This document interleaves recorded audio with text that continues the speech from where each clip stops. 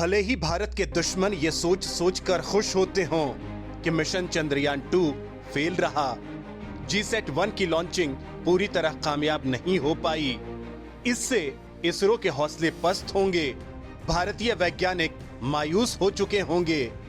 लेकिन भारत से जलने वाले चीन और पाकिस्तान जैसे पड़ोसी भारत की नाकामयाबी की कामयाबी जानकर छटपटाने लगे हैं। दरअसल चंद्रयान-2 मिशन भले ही पूरी तरह सफल ना हो सका हो, लेकिन उसका रोवर अब भी चांद की कक्षा में परिक्रमा कर रहा है।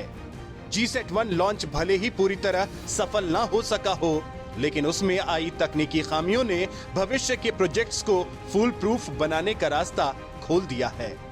और तो और मिशन चंद्रयान-2 ने अब जो जानकारी भारत को भेजी है वो पूरी दुनिया में तहलका मचा रही है। भारत के दूसरे चंद्र मिशन चंद्रयान-2 ने चंद्रमा पर पानी की मौजूदगी का पता लगाया है। मिशन के दौरान मिले आंकड़ों से यह खुलासा हुआ है कि चांद की सतह पर पानी के अणु हैं।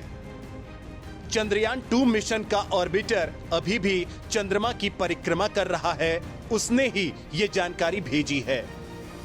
2008 में भेजे गए भारत के पहले मिशन चंद्रयान-1 ने दुनिया को पहली बार चांद पर पानी होने की जानकारी दी थी, जिस पर अमेरिकी अंतरिक्ष एजेंसी नासा करीब 13 साल बाद अब मुहर लगा पाई है। दरअसल इसरो अपने किफायती स्पेस प्रोजेक्ट्स के लिए दुनिया भर में जाना जाता है, लेकिन हाल ही में फेल हुए कई लॉन्च से इसरो की साख पर उंगलियां उठ गई थीं। लेकिन इसरो की ये कामयाबियां उन सवालों का मुंहतोड़ जवाब मानी जा रही हैं। चंद्रयान-2 मिशन को जुलाई 2019 में लॉन्च किया गया था। यह भारत की चांद की सतह पर उतरने की पहली कोशिश थी।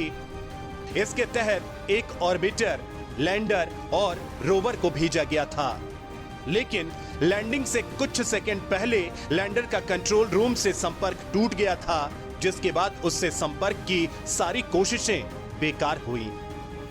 भले ही भारत चांद की सतह पर नहीं उतर पाया, लेकिन उसने कई ऐसी उपलब्धियां हासिल कर ली जो आने वाले वक्त में दूसरे मिशन में सहायता करेंगी। अब ऑर्बिटर चांद के चारों ओर परिक्रमा करते हुए बेहद क्रांतिकारी और नई खोजें कर रहा है।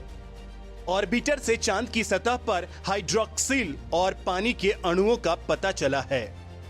करंट साइंस जर्नल में प्रकाशित रिसर्च में बताया गया है कि चांद की सभी प्रकार की सतहों पर हाइड्रेशन एब्जॉर्प्शन पाया गया है।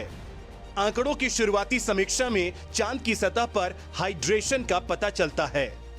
29 डिग्री नॉर्थ से लेकर 62 डिग्री नॉर्थ के बीच स्पष्ट तौर पर हाइड्रोक्सिल और पानी के संकेत मिले हैं।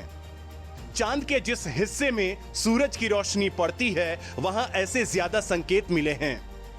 Indian institute of remote sensing के वैज्ञानिक मानते हैं कि स्पेस वेदरिंग की वजह से चांद पर हाइड्रोक्सिल और पानी मौजूद हो सकते हैं। स्पेस वेदरिंग उस प्रक्रिया को कहते हैं जब सौर हवाएं चांद की सतह के साथ टकराती हैं।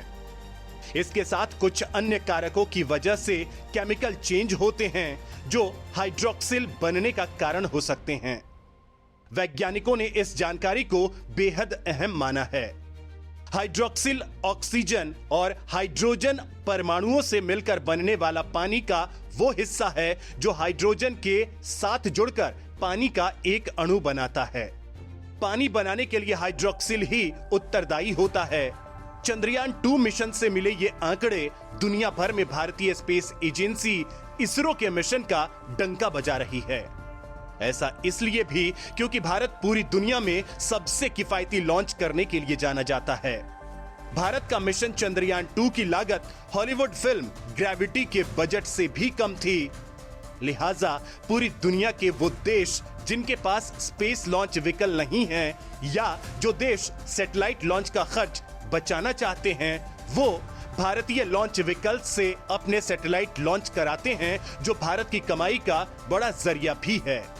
जब से देश में नए रिफॉर्म्स के कारण स्पेस सेक्टर को प्राइवेट क्षेत्र के लिए खोला गया है, तब से ही इसरो ने 350 अरब डॉलर की वैश्विक अंतरिक्ष अर्थव्यवस्था में 10 से 15% की हिस्सेदारी हासिल करने की ओर कदम बढ़ा दिया है। इसरो की नई वाणिज्यिक शाखा न्यू स्पेस इंडिया लिमिटेड यानी ENSIL, SpaceX जैसे दिग्गजों के साथ प्रतिस्पर्धा करके अंतरराष्ट्रीय बाजार में एंटर करने को है। इसरो चीफ डॉक्टर के सिवन ने जश्न आजादी के मौके पर रविवार को ही बेंगलुरु में इसरो हेडक्वार्टर में भविष्य के लिए इसरो के महत्वाकांक्षी रोड मैप का खुलासा किया है। दरअसल अगले साल तक भारत के मानव अंतरिक्ष मिशन गगनयान को हर हाल में सफलतापूर्वक लॉन्च करना चाहता है, जिसके लिए इसरो के वैज्ञानिक दिन रात काम कर रहे हैं। हिंदुस्तान को गर्व करने का एक और मौका देने के लिए इसरो मिशन गगनयान से पहले एक आदित्य L1 मिशन को लॉन्च करने की तैयारी में है। मिशन आदित्य L1 के जरिए वैज्ञानिक सूर्य की स्टडी करेंगे कि आखिर सौर कोरोना में क्या राज छिपे हैं। दरअसल कोरोना सूर्य का सबसे भीतरी हिस्सा है जो खरबों डिग्री टेम्परेचर पर होता है। सूर्य की बेहद तेज चमक के कारण यह हिस्सा अदृश्य होता है, यानी इसे देख पाना मुमकिन नहीं है। अमेरिका, रूस और चीन समेत दुनिया का कोई भी देश अब तक सौर कोरोना की व्यापक स्टडी नहीं कर सका है। इतना ही नहीं, इसरो 2022 अगस्त में गगनयान के प्रक्षेपण से पहले अगले 7 महीनों के भीतर 2 मानव रहित उड़ानें पूरी करने के टारगेट पर है। चंद्रयान 3 मिशन की ओर इशारा करते हुए इसरो चंद्रमा के दक्षिणी ध्रुव का पता लगाना चाहता है।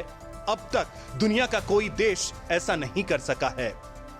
इसके लिए इसरो की टीम गगनयान के लिए जरूरी रॉकेट इंजन को पूरा कर रहा है, ताकि human rated GSLV Mk3 launch vehicle के core L110 liquid stage engine develop हो सके।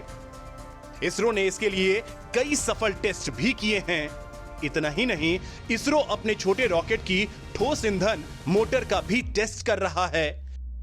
इस साल के अंत से पहले एक भारतीय भू अवलोकन उपग्रह के साथ छोटे रॉकेट यानी स्मॉल सैटेलाइट लॉन्च व्हीकल यानी SSLV को लॉन्च करने की योजना बना रहा है।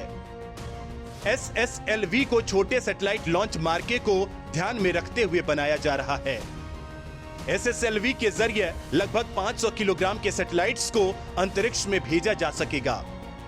SSLV रॉकेट के लिए पहले चरण का नया इंजन बनाने पर इसरो काम कर रहा है। SSLV के पहले चरण का टेस्ट हालांकि फेल रहा था, लेकिन बाकी 2 चरणों के इंजनों का परीक्षण पहले किया जा चुका है। 120 टन के लिफ्ट ऑफ मास के साथ 34 मीटर लंबा SSLV 3 स्टेज वाला सॉलिड फ्यूल इंजन वाला रॉकेट है। फिलहाल भारतीय अंतरिक्ष एजेंसी अपने rocket polar satellite launch vehicle यानी PSLV के साथ लॉन्च किए गए अपने बड़े उपग्रह में छोटे उपग्रहों को पिगी बैक सामान के रूप में लोड करती है। इसरो को कभी कभी बड़े उपग्रहों को लॉन्च करने के ऑर्डर्स भी मिलते हैं, जिसके लिए वह PSLV के किसी एक वर्जन का इस्तेमाल करता है। भारत में फिलहाल 3 पूरी तरह से एक्टिव रॉकेट हैं, 4 स्टेज इंजन वाला PSLV और इसके संस्करण और 2 GSLV संस्करण GSLV Mk2 2.5 टन की क्षमता के साथ और GSLV Mk3 4 टन की पेलोड क्षमता के साथ। GSLV एक 3 स्टेज इंजन वाला रॉकेट है। पहले चरण के कोर को ठोस ईंधन से और स्ट्रैप ऑन मोटर्स को तरल ईंधन से जलाया जाता है। दूसरा तरल ईंधन है और तीसरा स्वदेशी रूप से विकसित क्रायोजेनिक इंजन है। इसरो की वर्सिटैलिटी और जबरदस्त एफिशिएंसी के कारण पूरी दुनिया अपने सैटेलाइट्स लॉन्च करने के लिए इसरो के रॉकेट्स पर भरोसा करती है। आने वाले दिनों में नए नए कीर्तिमान रचता इसरो इस भरोसे को और मजबूत ही करेगा।